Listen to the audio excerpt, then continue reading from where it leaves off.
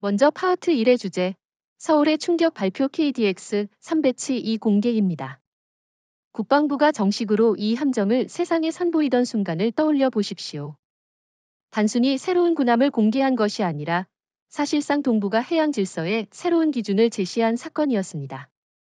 발표 직후 CNN과 BBC는 서울이 바다를 장악하다라는 자막을 달았고, 일본 NHK조차도 한국, 일본을 능가하는 해양 방패 공개라며 긴급 뉴스로 내보냈죠.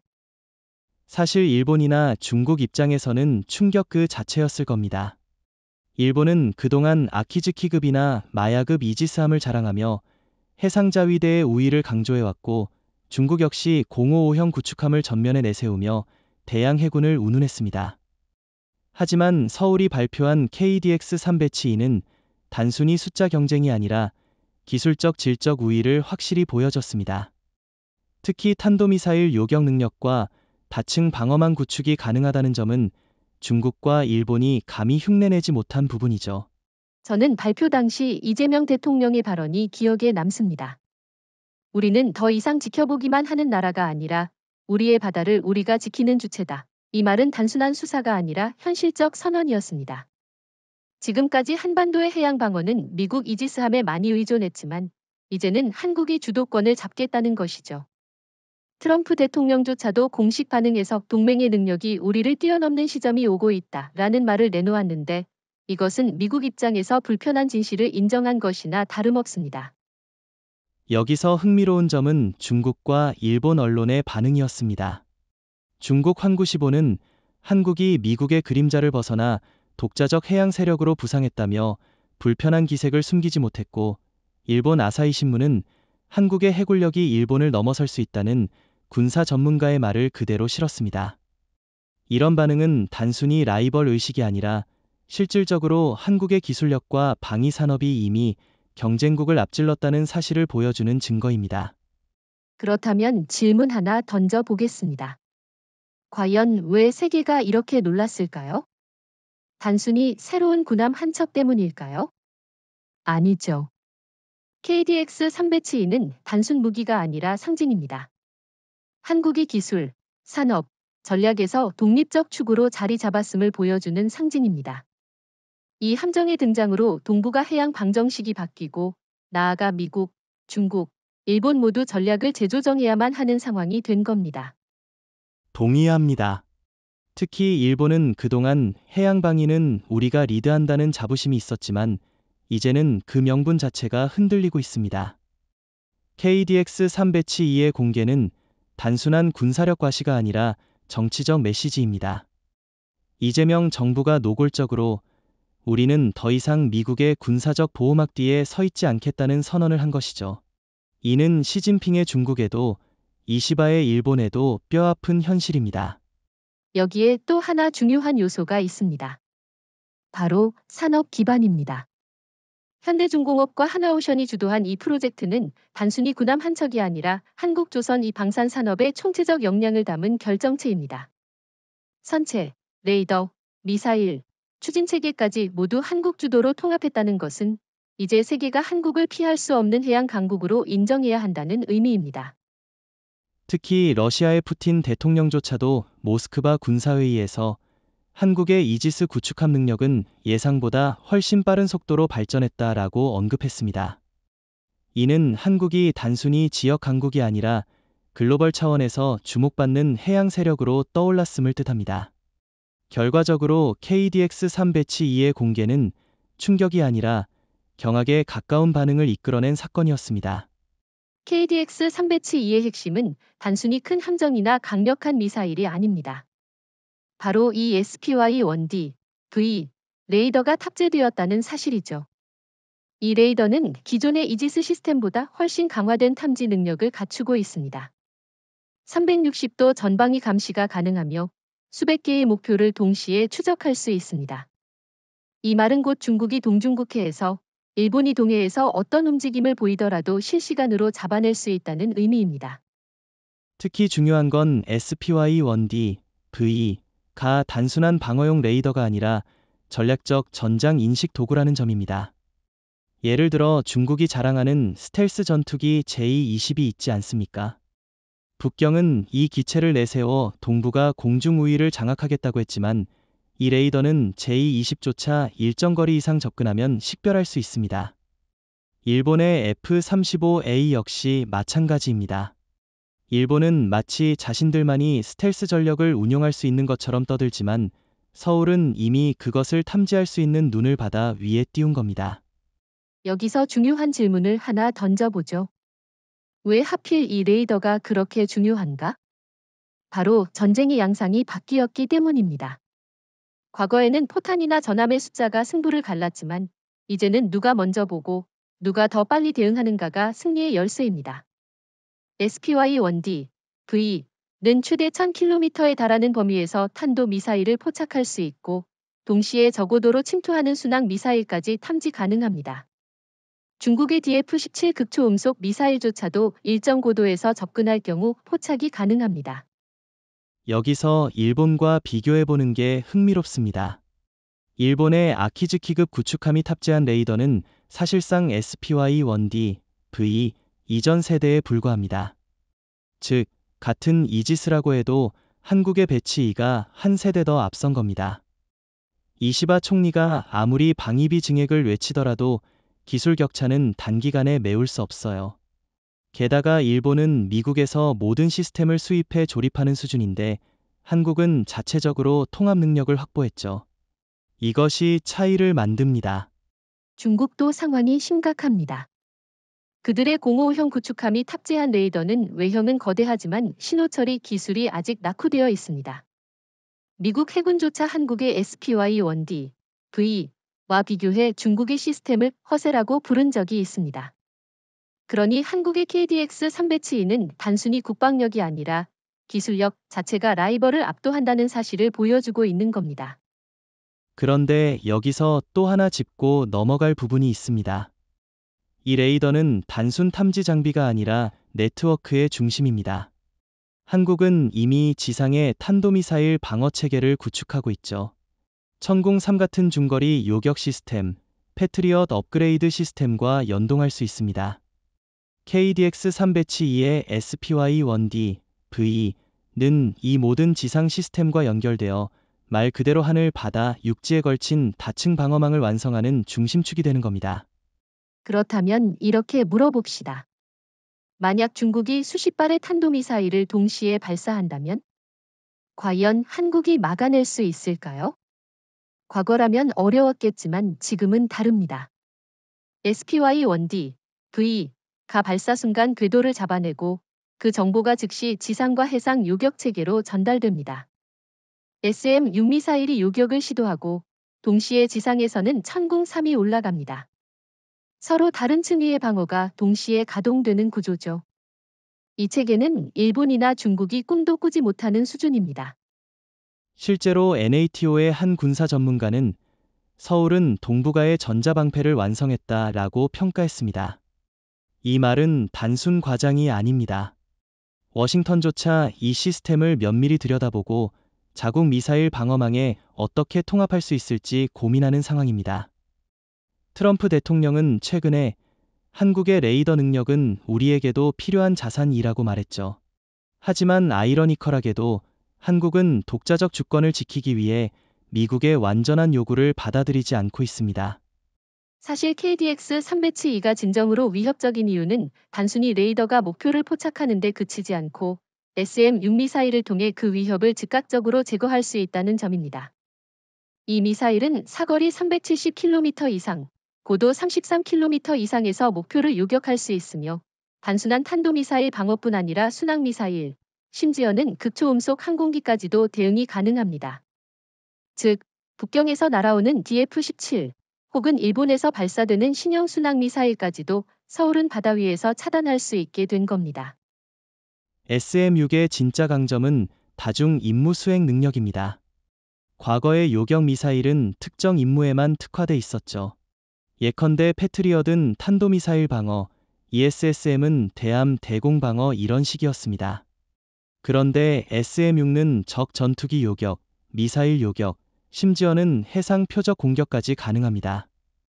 즉 한 발의 미사일이 세 가지 역할을 동시에 수행한다는 것이죠.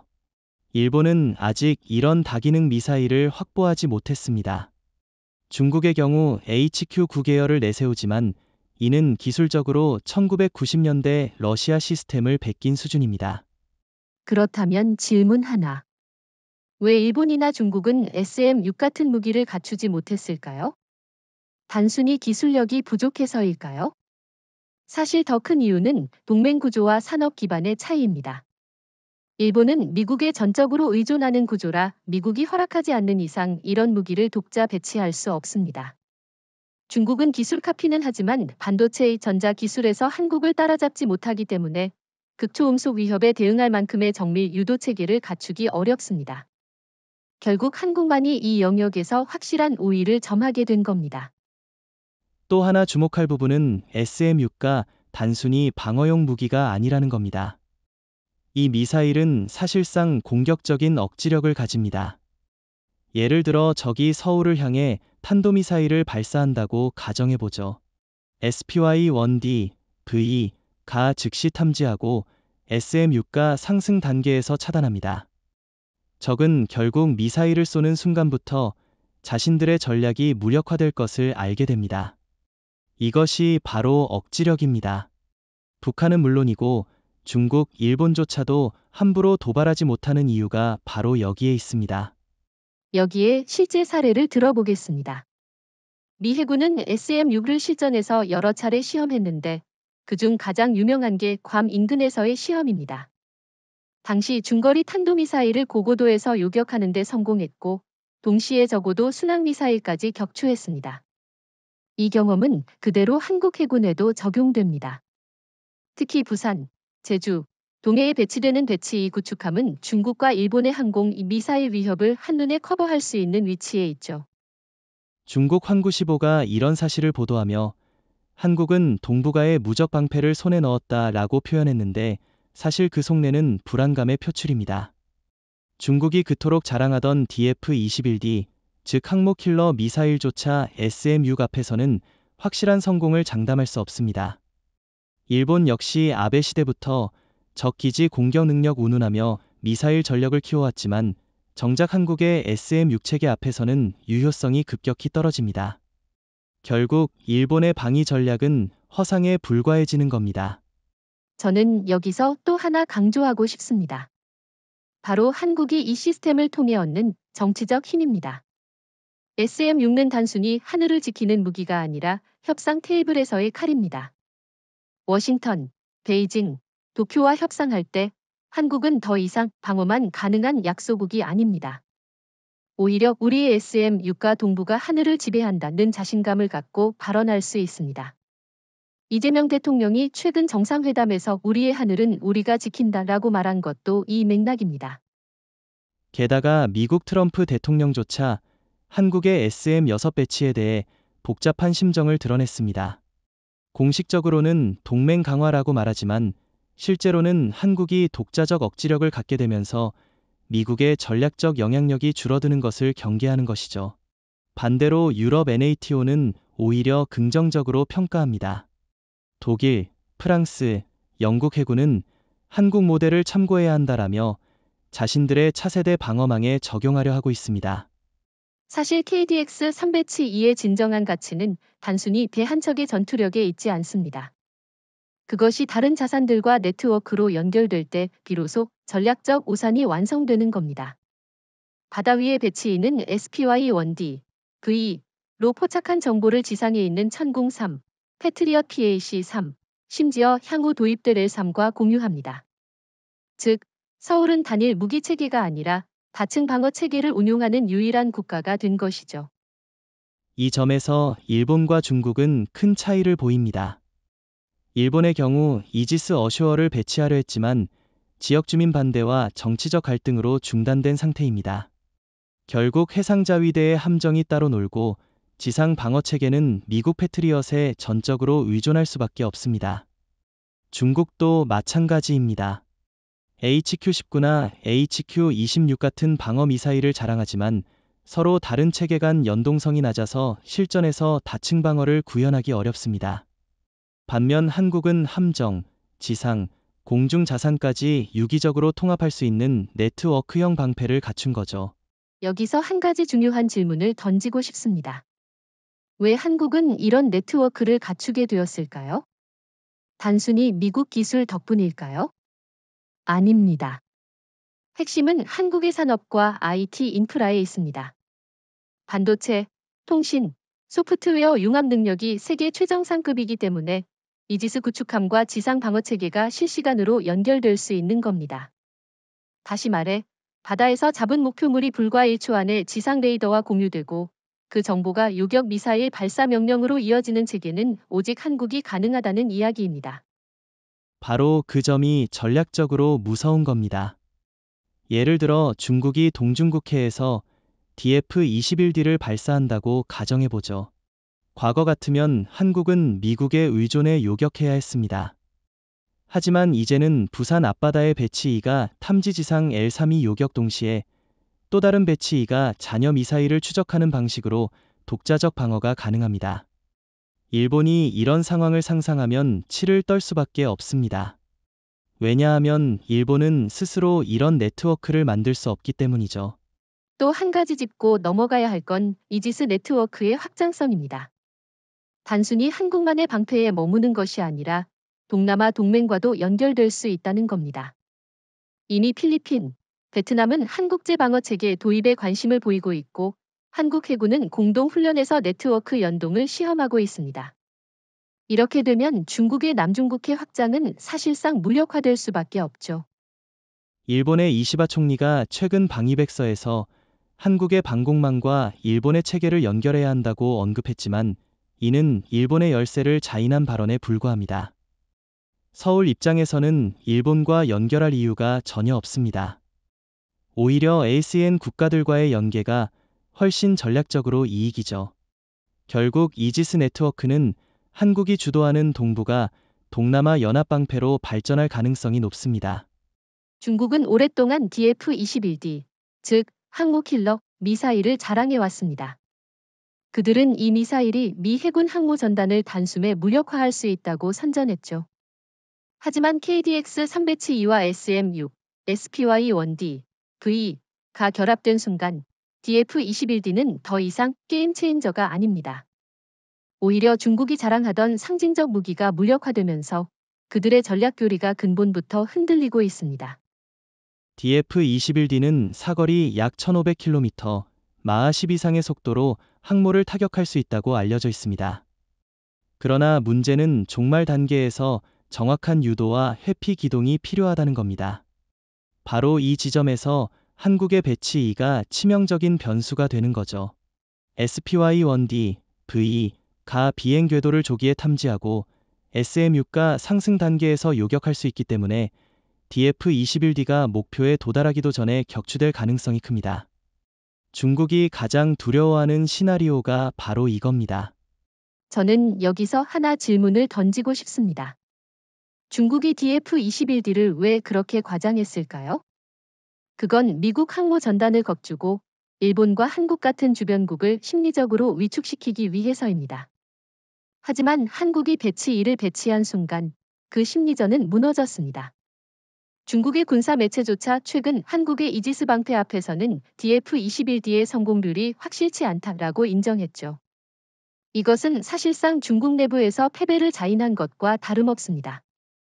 여기서 일본의 상황도 흥미롭습니다. 일본 역시 미국 항모에 의존하는 구조라 DF-21D 위협에 불안해했습니다. 하지만 한국이 DF-21D를 무력화할 수 있는 능력을 확보하면서 역설적으로 일본은 한국의 방패에 기대야 하는 처지가 됐습니다. 이시바 총리가 최근 회담에서 한일 간의 미사일 방어 협력이 필요하다고 발언한 것도 그 때문입니다. 그러나 서울 입장에서는 일본과 협력할 이유가 없습니다. 오히려 한국은 미국, ASEAN과 연계하는 것이 훨씬 이익이죠. 실제 사례로 들어가 보겠습니다. 미 해군이 2024년 괌 인근에서 DF-21D 유사 궤적의 표적을 SM-6로 요격하는 실험을 진행했습니다. 결과는 완벽한 성공이었습니다. 이 데이터를 공유받은 한국은 즉시 배치 2 설계에 반영했고 그 결과 현재 한국 해군은 DF-21D와 같은 중거리 대함 탄도미사일 위협에 완벽히 대응할 준비가 되어 있습니다. 중국이 수년간 쌓아온 항모킬러라는 브랜드가 하루아침에 무너진 셈이죠. 여기서 중요한 점은 단순히 기술적 우위만이 아닙니다. 전략적 파급 효과입니다. 중국이 DF-21D를 앞세워 미국 항모를 견제하는 전략은 사실상 동북아에서 해양 패권을 잡으려는 시도였습니다. 그러나 한국의 배치2가 그 계획을 무력화하면서 중국은 더 이상 동중국해, 남중국해에서 함부로 힘을 과시하기 어려워졌습니다.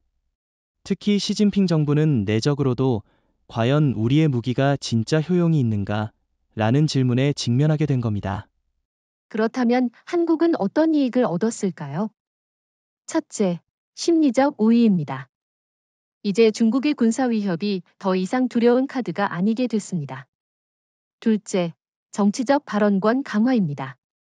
서울은 워싱턴이나 베이징과의 협상에서 우리는 이미 DF-21D를 무력화할 수 있다는 자신감을 가지고 말할 수 있습니다.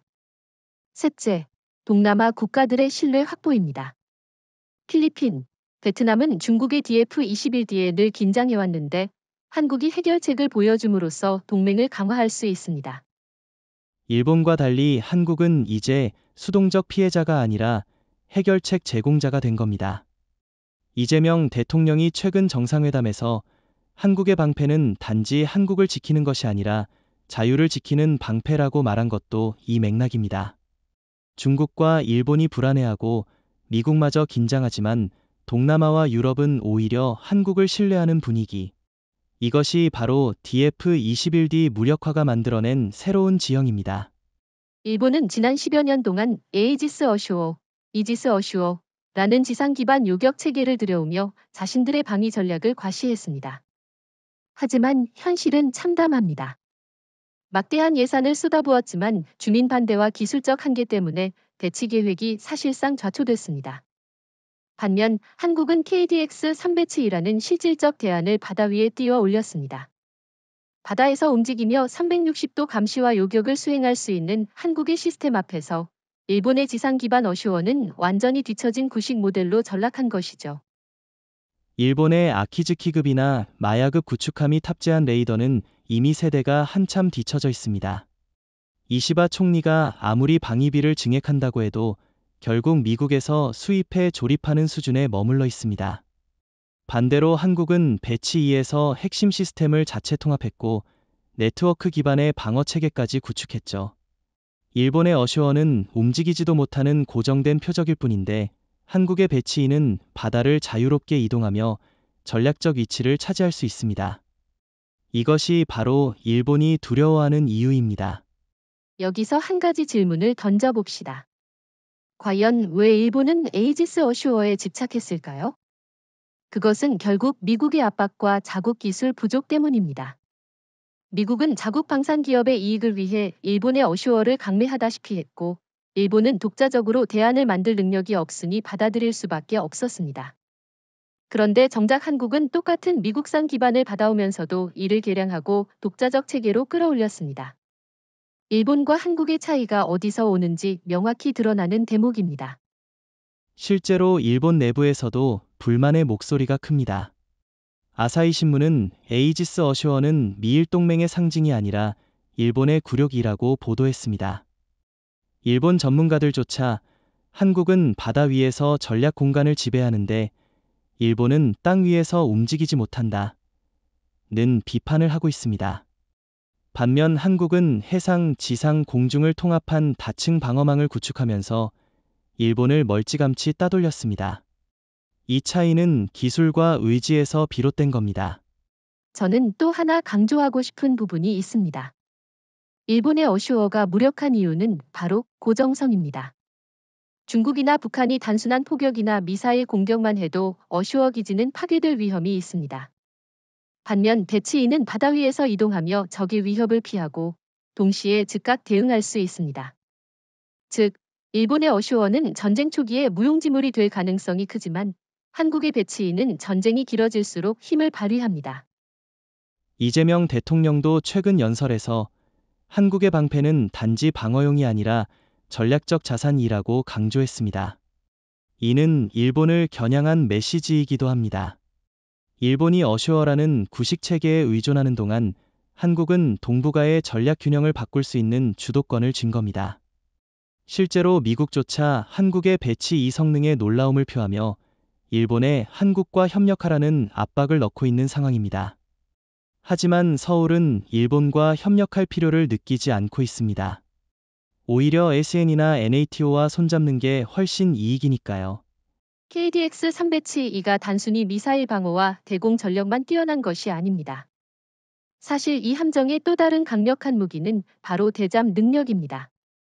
한국 해군은 오래전부터 동해와 서해, 그리고 제주 남방에서 중국과 일본의 잠수함 활동에 시달려 왔습니다. 그런데 배치 2에 탑재된 최신형 소나와 대잠 헬기, 그리고 중어뢰는 이 모든 위협을 무력화할 수 있는 체계를 제공합니다. 단순히 탐지하는 수준이 아니라 적 잠수함이 움직일 공간을 아예 차단해 버린다는 점이 핵심이죠. 배치 2에 탑재된 선체 고정 소나뿐 아니라 예인형 저주파 소나까지 포함되면서 탐지 범위와 정밀도가 극적으로 확대되었습니다. 중국의 원자력 잠수함 094형, 일본의 소류급 잠수함이 은밀하게 접근하려 해도 이미 수십 킬로미터 밖에서 잡혀버립니다. 더군다나 한국 해군은 P3 해상 초계기와 링크 16 네트워크로 실시간 연동하기 때문에 적 잠수함은 발각되면 끝이라는 상황에 놓입니다. 이 점이 중국과 일본이 가장 두려워하는 부분입니다. 그렇다면 질문 하나. 왜 잠수함이 그렇게 중요할까요? 바로 억지력의 상징이기 때문입니다. 중국은 SLBM을 장착한 전략 잠수함으로 미국을 압박하고 일본은 초조용 디젤 잠수함으로 해상 통제권을 과시하려 했습니다. 그런데 한국의 배치 2가 바다 위에서 잠수함 킬러로 등장하면서 이들의 전략은 송두리째 흔들리고 있는 겁니다. 특히 한국의 KDX 302가 운영하는 아오 159 와일드캣 대잠 헬기는 바다 위에서 적 잠수함을 찾아내어 경고 없이 어뢰를 투하할 수 있습니다. 이는 일본 소류급 승조원들에게 악몽 같은 시나리오입니다. 중국 역시 상황이 심각합니다. 그들의 094형 전략 잠수함은 SLBM을 탑재하고 있지만 소음 문제가 치명적입니다. 미국조차 중국의 잠수함은 움직이는 소음 덩어리라고 평가한 적이 있죠. 이제는 한국의 배치 2가 이들을 탐지하고 추적할 수 있기 때문에 중국은 바다 속에서조차 안전지대를 잃게 되었습니다. 시진핑 정부가 해군력 확대를 외쳐도 정작 한국 앞에서는 잠수함이라는 비장의 카드가 무용지물이 되는 셈입니다. 또 하나 중요한 점은 한국의 어뢰 전력입니다. 배치 2는 청상어 중어뢰와 홍상어 대잠 미사일을 운용할 수 있습니다. 적 잠수함을 탐지하는 순간 수직 발사관에서 홍상어가 날아가 바다에 잠입해 목표를 추적합니다. 일본이나 중국 잠수함은 도망칠 시간조차 없이 격침될 수 있는 상황에 직면하는 거죠. 실제로 한국 해군은 2024년 훈련에서 모해 소류급 잠수함을 3분 만에 포착 격침하는 시연을 성공했습니다. 이 소식이 공개되자 일본 언론은 크게 충격을 받았고 중국은 침묵으로 일관했습니다. 여기서 또 흥미로운 부분은 전략적 파급력입니다. 한국이 대잠 우위를 확보함으로써 동북아의 해상 교통로 안전이 보장된다는 겁니다. 일본은 그동안 해상교통로 확보를 명분으로 자위대를 해외에 파견했지만 실제로는 한국의 대잠 능력이야말로 진짜 보증입니다. 필리핀, 베트남 등 ASEAN 국가들이 한국과 대잠 협력을 희망하는 이유도 여기에 있습니다. 그들은 중국의 잠수함 활동에 시달리는데 한국이 제공하는 대잠 기술은 실질적인 해답이 되기 때문이죠. KDX 302가 단순히 방패 역할만 하는 것은 아닙니다. 이 구축함에는 현무 계열의 순항미사일이 탑재될 수 있습니다. 사거리 1500km 이상을 자랑하는 이 무기는 중국 상하이, 일본 도쿄, 심지어 베이징의 주요 군사기지까지도 타격할 수 있는 능력을 가집니다. 이 말은 곧 한국 해군이 단순히 방어에 머무르지 않고 적의 심장부를 직접 겨냥할 수 있는 억지력을 확보했다는 뜻입니다. 일본은 적 기지 공격 능력을 운운하면서 정치적으로 논란을 일으켰지만 정작 실행 수단은 부족합니다. 반대로 한국은 이미 배치 2를 통해 실질적인 적 기지 타격 능력을 갖췄습니다. 중국이든 일본이든 한국의 해군력이 그들의 본토를 겨냥할 수 있다는 사실을 알게 되는 순간 전략적 계산은 완전히 달라집니다. 이는 단순히 방어의 개념을 넘어서 상대방이 도발할 엄두조차 못 내게 만드는 심리적 압박이죠. 그렇다면 질문 하나 던져보겠습니다. 방어만으로 국가를 지킬 수 있을까요? 역사적으로 보면 그렇지 않습니다. 억지력은 상대방이 공격을 시작하기 전에 우리가 반격하면 더 큰 피해를 입는다라는 확신을 심어줄 때 비로소 완성됩니다. 대치 2의 현무순항미사일과 SM-6, 그리고 다양한 무장들은 바로 이 억지력의 핵심입니다. 이재명 대통령이 최근 국방연설에서 우리는 지키는 동시에 응징할 수 있다라고 말한 것도 이 맥락입니다. 특히 현무 3시 순항미사일은 정확도가 뛰어나 2에서 3m 이내의 오차로 목표를 타격할 수 있습니다. 이것은 중국의 HQE나 일본의 ASM 계열과는 비교가 되지 않는 수준입니다. 한국은 이 정밀 타격 능력을 통해 전시의 적의 지휘부, 미사일 발사기지, 군수 창고를 동시에 무력화할 수 있습니다. 즉, 한국은 방어에 성공하는 것에 더해 전쟁의 개시 자체를 무력화할 수 있는 능력을 가지게 된 겁니다. 여기에 추가되는 요소가 바로 장거리 함대지 미사일입니다. 대치2는 단순히 순항미사일뿐 아니라 잠재적으로 극초음속 무기까지 탑재할 수 있는 확장성을 고려해 설계되었습니다. 일본과 중국은 아직 극초음속 무기를 해상 플랫폼에서 안정적으로 운용하지 못하고 있습니다.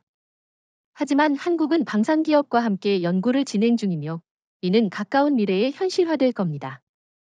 결국 한국 해군은 방어 공격이라는 완전한 패키지를 갖추게 되는 겁니다.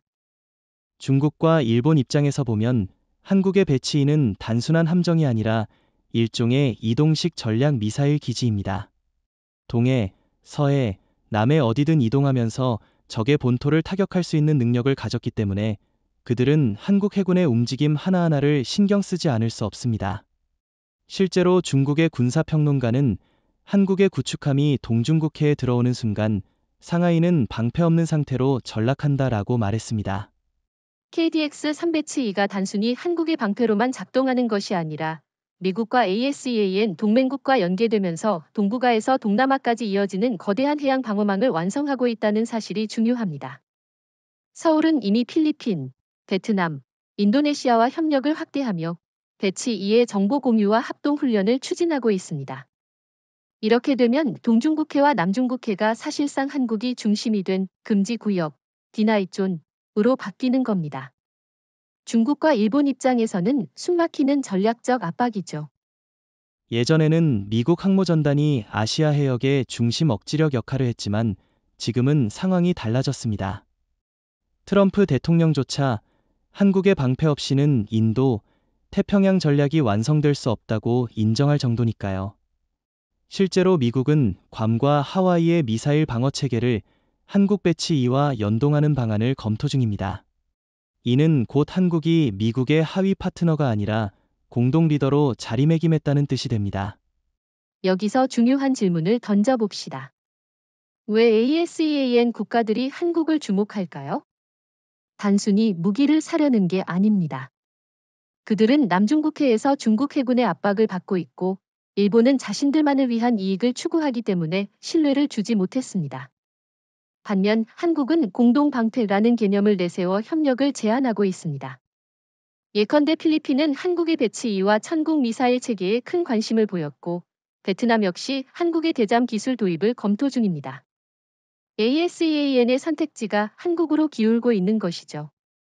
그렇죠. 이런 삼각구도가 형성되면 중국은 남중국해에서도 방해받고 일본은 동중국해에서도 영향력을 잃습니다. 특히 일본의 이시바 총리는 최근 한국이 ASEAN과 손을 잡는 것은 일본의 안보에 위협이 된다. 고까지 언급했습니다. 이는 일본이 스스로 패배를 인정한 발언에 가깝습니다. 사실상 한국은 일본을 제치고 ASEAN 국가들과의 신뢰 네트워크를 확보한 셈입니다. 또 하나 흥미로운 점은 한국 조선 업체들이 ASEAN과 미국의 해군 협력 프로젝트에 깊이 관여하고 있다는 사실입니다. 현대중공업, 하나오션이 필리핀과 인도네시아의 신형 호위함 사업에 참여하고 동시에 배치 2와의 호환성을 고려해 설계하고 있습니다. 이는 단순한 무기 수출이 아니라 전략적으로 한국식 방어망을 ASEAN에 이식하는 과정입니다. 결과적으로 한국이 주도하는 금지 구역이 동북아를 넘어 동남아까지 확대되는 겁니다. 중국의 반응은 노골적입니다. 환구15는 한국이 ASEAN과 손잡으면 중국 해군은 남중국해에서 자유를 잃는다고 비판했습니다. 이는 사실상 두려움의 표현입니다. 한국 배치 2가 단독으로도 DF-21D 같은 위협을 무력화하는데 만약 ASEAN 국가들과 공동 네트워크를 구축한다면 중국 해군의 활동 반경은 급격히 축소될 수밖에 없습니다. 이건 단순한 추측이 아니라 이미 진행 중인 현실입니다. 미국 입장도 흥미롭습니다. 트럼프 대통령은 공개적으로는 환영하지만 내심 복잡할 수밖에 없습니다. 왜냐하면 과거에는 미국만이 아시아에서 안보 보증을 제공했는데 이제는 한국이 ASEAN과 직접적으로 방패를 공유하고 있기 때문이죠. 미국이 빠지더라도 한국 중심의 네트워크가 작동할 수 있는 구조가 형성되니 워싱턴의 전략적 독점이 깨지고 있는 겁니다. 하지만 유럽 NATO는 환영합니다. 독일, 프랑스 해군이 최근 한국 ASEAN 연계 모델은 NATO의 새로운 참고 모델이라고 평가했습니다. 이는 단순히 아시아 문제가 아니라 세계적으로 한국이 새로운 안보 리더십을 인정받고 있다는 증거입니다. 일본과 중국이 불편해하는 사이 한국은 오히려 글로벌 신뢰를 확대하고 있습니다. KDX 3배치2가 탄생할 수 있었던 배경에는 한국의 막강한 조선 산업이 있습니다. 현대중공업, 하나오션 같은 기업들이 이미 세계 최강의 상선 군함 건조 능력을 갖추고 있기에 가능했습니다. 반면 일본은 한때 조선업 강국이었지만 지금은 군함조차 제대로 독자적으로 건조하지 못하고 미국과의 공동 프로젝트에 의존하는 상황입니다. 이것이야말로 도쿄와 서울의 격차를 단적으로 보여주는 사례입니다.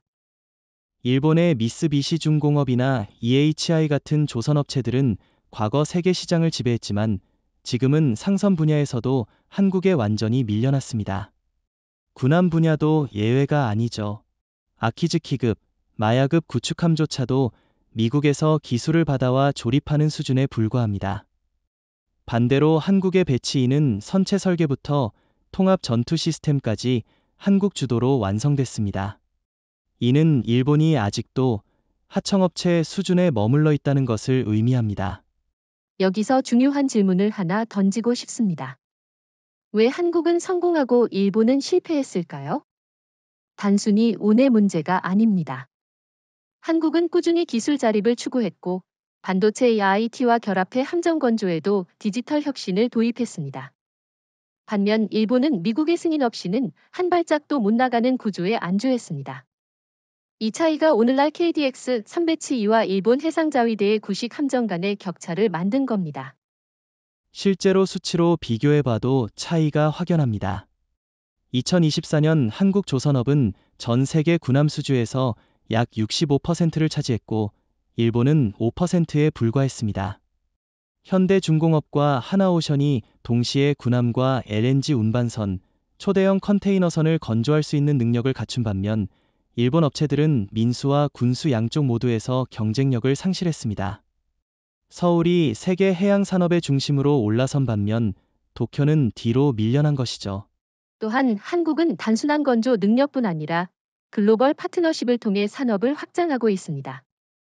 폴란드에 K2 전차를 수출하면서 동시에 조선 기술 협력을 추진했고 호주의 인도네시아에도 잠수함이 호위함 프로젝트를 확대했습니다. 이 과정에서 배치2와 연계되는 기술이 포함돼 한국의 조선 산업은 단순한 제조업이 아니라 안보 플랫폼 제공자로 진화했습니다. 일본은 이런 네트워크를 구축하지 못했습니다. 이재명 대통령도 최근 연설에서 조선 산업은 한국의 경제적 자부심이자 안보적 생명선이라고 강조했습니다. 이 발언은 단순한 수사가 아닙니다. 실제로 배치2 한 척을 건조할 때 투입되는 수천 개의 부품, 수백 개의 협력업체는 모두 한국 국내 생태계 안에서 움직입니다. 이는 경제에도 직결되는 효과를 가져옵니다. 일본은 미국 부품에 의존하기 때문에 경제적 파급 효과조차 자국에 온전히 돌아오지 않습니다. 여기서 또 하나 흥미로운 점은 국제적 인식의 변화입니다. 과거에는 군함은 일본, 상선은 한국이라는 인식이 있었지만 지금은 군함도 한국, 상선도 한국으로 바뀌었습니다. 유럽 해군 관계자들이 일본의 군함은 미국의 그림자지만 한국의 군함은 독자적 모델이라고 평가한 것도 이런 맥락입니다. 이제 한국은 명실상부 세계 1위의 조선 해양 강국으로 자리 잡았습니다. 중국과 일본이 불편해할 수밖에 없는 이유가 바로 여기에 있습니다. 중국은 여전히 기술력 부족으로 양만 키우는 해군을 벗어나지 못했고, 일본은 과거의 영광에만 기대고 있습니다. 반대로 한국은 산업, 기술, 전략을 동시에 발전시켜 새로운 질서를 만들고 있습니다. 배치인은 단순히 함정이 아니라 이 산업적, 전략적 우위를 상징하는 결정체입니다. KDX 3배치2의 등장은 동북아만 흔든 게 아닙니다.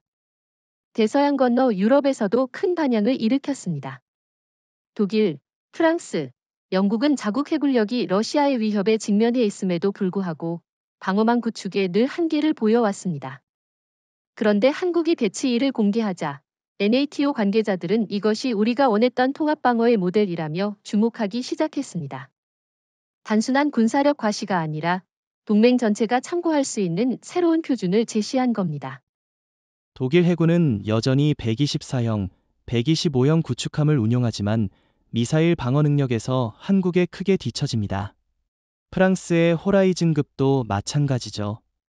영국의 45형 구축함조차도 탄도미사일 방어 능력은 미흡합니다. 그런데 한국은 배치 2 한 척으로 미사일 방어, 대잠전, 대공전, 심지어 전략 타격까지 가능한 전천후 전력을 확보했습니다. NATO 전문가들이 한국 모델을 배우려는 이유가 분명해지는 대목입니다. 여기서 중요한 질문을 던져보겠습니다. 왜 유럽이 미국이 아닌 한국을 주목할까요? 단순히 동맹이라서일까요? 아닙니다. 미국의 시스템은 지나치게 고가이고 특정 동맹국에만 제한적으로 제공됩니다. 반면 한국은 독자적으로 비용 대비 효율을 극대화한 모델을 만들었고 이것이 NATO 국가들에도 현실적 대안이 될 수 있다는 평가를 받고 있는 겁니다. 한국은 기술, 산업, 전략의 균형을 맞추었고 유럽은 이 점을 높이 평가합니다. 실제로 2025년 브뤼셀 NATO 국방회의에서 한국식 해상 방어망이라는 표현이 공식 문서에 등장했습니다. 이는 NATO 차원에서 특정 국가의 모델을 언급한 이례적인 사례였습니다. 독일 해군 관계자는 한국은 해군력과 산업을 결합해 실질적 억지력을 확보했다. 우리는 한국에서 배워야 한다 라고 말했습니다. 이는 단순한 립서비스가 아니라 유럽이 진지하게 한국을 벤치마킹하기 시작했다는 증거입니다. 여기에 경제적 효과도 큽니다. 한국 조선 업체들은 이미 폴란드, 노르웨이와 방산 협력을 추진하고 있습니다. 폴란드는 한국 K2 전차를 대량 도입한 데 이어 배치 2와 연계 가능한 해상 플랫폼을 검토하고 있습니다. 즉, NATO 국가들이 한국 무기를 단순히 구매하는 것을 넘어 한국 모델을 자국 방위 전략에 통합하려는 움직임이 나타나고 있는 것이죠. 일본과 중국은 이런 국제적 파급력을 결코 따라올 수 없습니다. 중국과 일본의 반응은 흥미롭습니다. 중국은 NATO가 한국 모델을 참고하는 것은 미국의 아시아 전략을 강화하기 위한 것이라며 억지 논리를 펼쳤습니다. 하지만 사실은 한국의 독자적 성취를 두려워하는 태도에 불과합니다.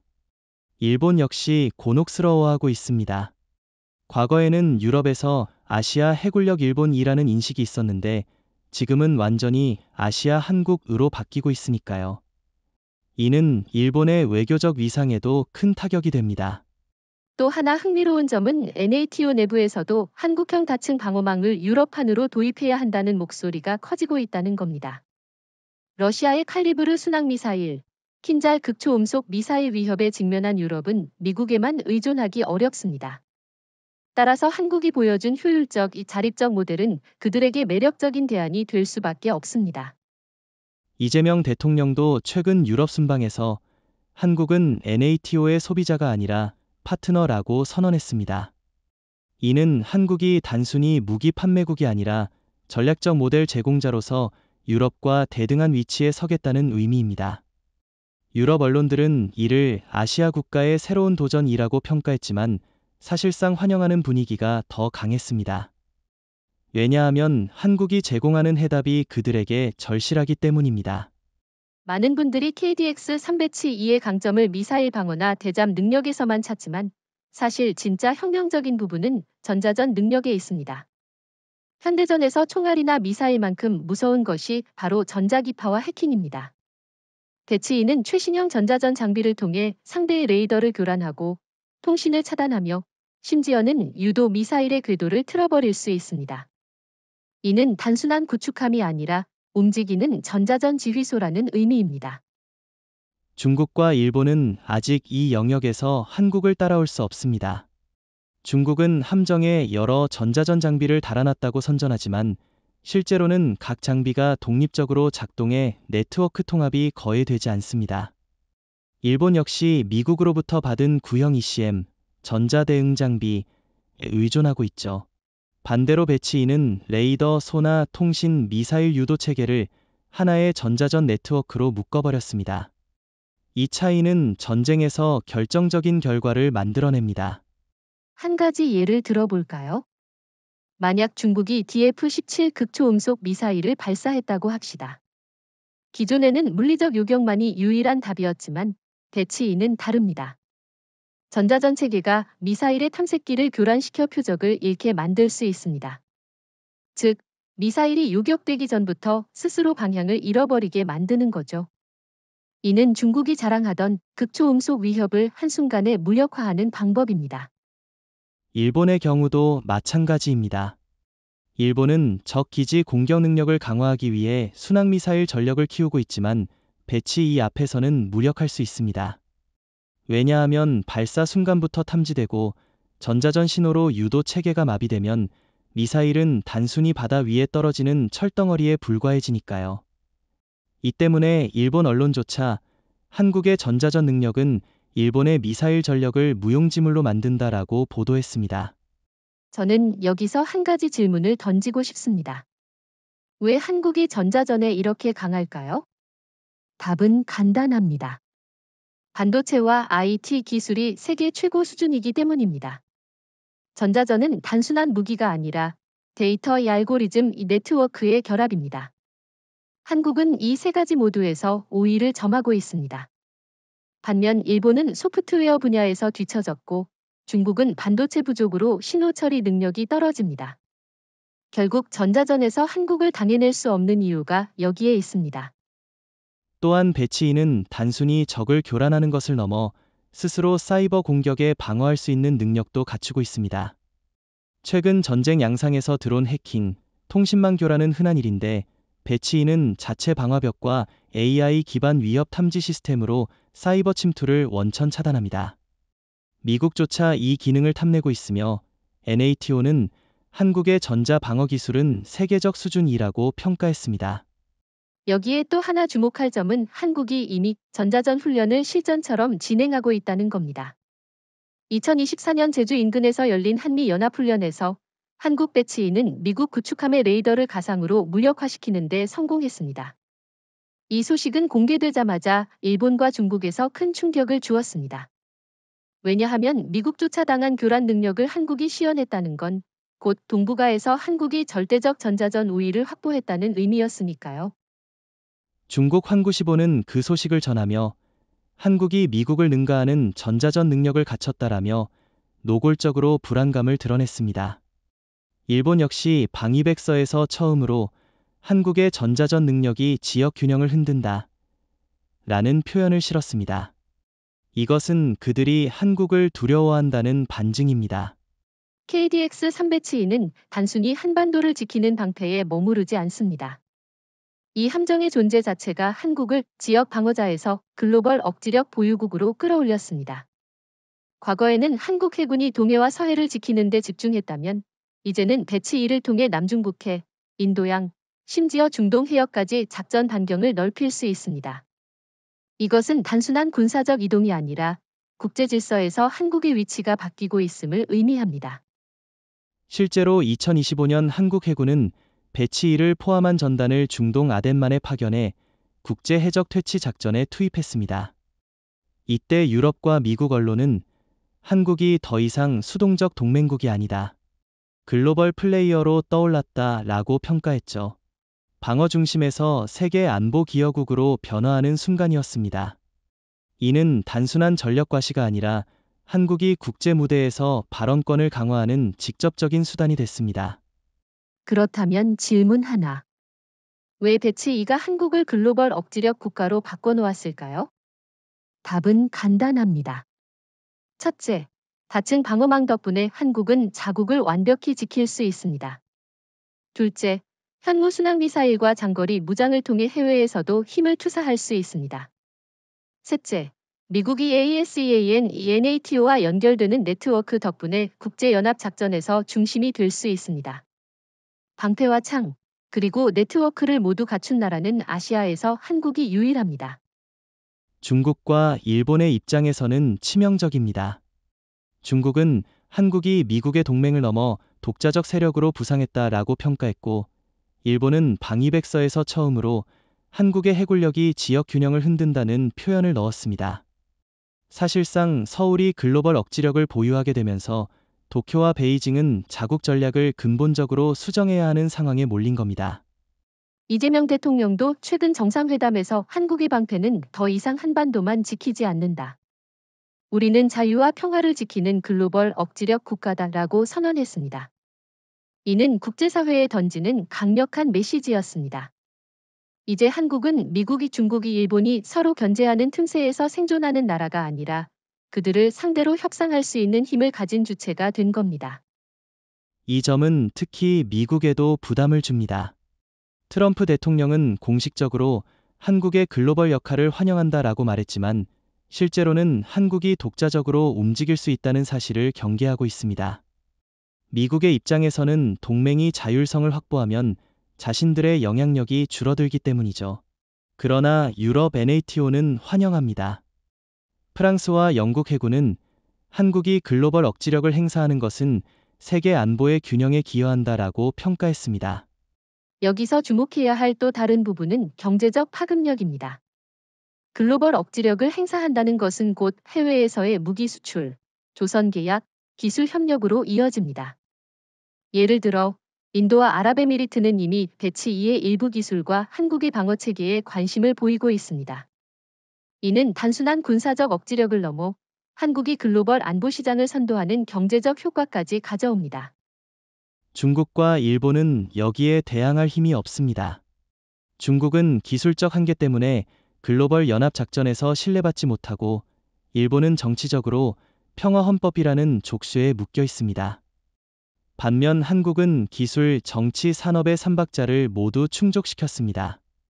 이것이 바로 한국이 글로벌 억지력 국가로 인정받는 이유입니다. KDX 3배치 2의 등장은 단순히 군사기술의 진보가 아닙니다. 그것은 세계에 던지는 정치적 메시지, 곧 한국은 더 이상 의존적이고 방어적인 나라가 아니라는 선언입니다. 과거 수십 년 동안 한국은 미국의 해구산과 미군의 존재에 안보를 맡겨왔습니다. 그러나 이제는 달라졌습니다. 서울은 스스로의 기술과 산업을 통해 독자적 억지력을 확보했고, 이는 곧 워싱턴이 베이징, 도쿄 모두가 전략을 수정해야 한다는 의미입니다. 이 점에서 일본과 중국은 특히 난처한 처지에 몰려 있습니다.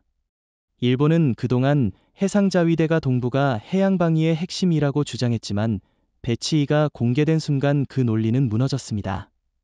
중국 역시 DF-21D와 항모전단으로 미국과 한국을 견제할 수 있다고 떠들었지만, 이제는 배치 2의 다층 방어망 앞에서 허세에 불과하다는 게 드러났습니다. 한국이 던진 메시지는 단순합니다. 이제 우리는 지켜만 보는 나라가 아니다. 그렇다면 질문 하나. 이 메시지가 국제사회에서 어떻게 읽힐까요? 첫째, 한국은 더 이상 동북아의 작은 나라가 아닙니다. NATO, ASEAN, 미국 모두가 한국을 안보 공급자로 인식하게 됐습니다.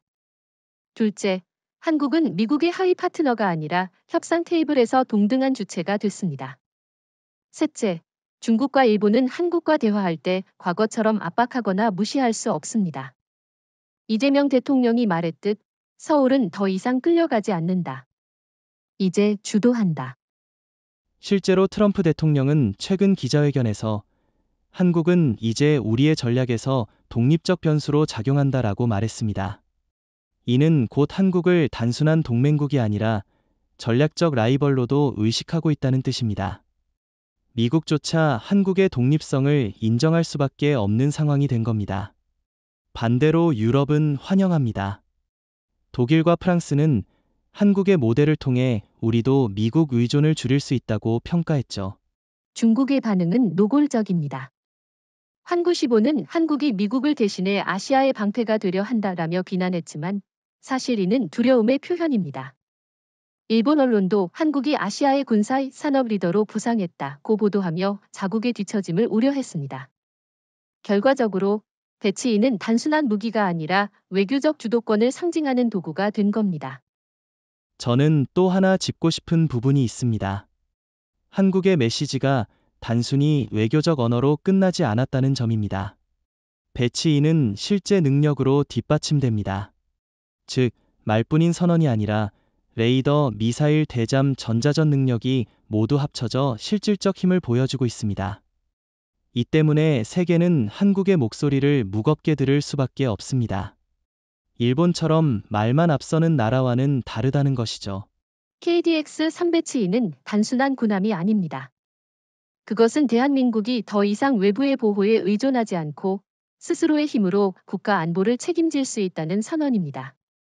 하늘에서는 SPY-1D, V, 가, 바다 위에서는 SM-6가, 바닷속에서는 최첨단 소나와 어뢰가, 그리고 전자 공간에서는 통합 전자전 체계가 작동합니다. 이 모든 것이 하나로 묶여 만들어진 것이 바로 철의 방패입니다.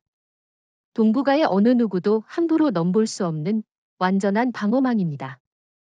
일본이 자랑하던 해상자위대, 중국이 과시하던 항모전단은 이제 한국 앞에서 무력해졌습니다. 과거에는 한국이 미국의 그림자에 서서 간신히 생존하는 모습으로 비쳤지만 지금은 상황이 완전히 달라졌습니다. 워싱턴, 베이징, 도쿄 모두 한국의 배치일을 고려하지 않고서는 전략을 세울 수 없는 현실이 된 겁니다. 이것이 바로 한국이 얻은 가장 큰 성과입니다. 여기서 중요한 질문을 던져보겠습니다. 배치2가 단순히 한반도를 지키는 무기일까요? 아니죠. 그것은 한국이 세계 질서 속에서 어떤 위치를 차지하는지를 보여주는 상징입니다. NATO가 배우고 ASEAN이 따르며 미국조차 인정할 수밖에 없는 무기. 한국은 단순한 방어자가 아니라 전략 질서를 재편하는 설계자가 된 겁니다. 이재명 대통령의 발언이 떠오릅니다. 우리의 바다는 더 이상 누구의 길목도 아니다. 이제는 우리가 지킨다. 이 말은 단순히 국민에게 하는 위로가 아니라 전 세계를 향한 강력한 메시지였습니다. 한국은 더 이상 약속만 믿고 기다리는 나라가 아니며 스스로의 힘으로 불가침의 영역을 만들어냈습니다. 결국 KDX-3 배치인은 동북아 해양 패권의 판도를 바꿨습니다.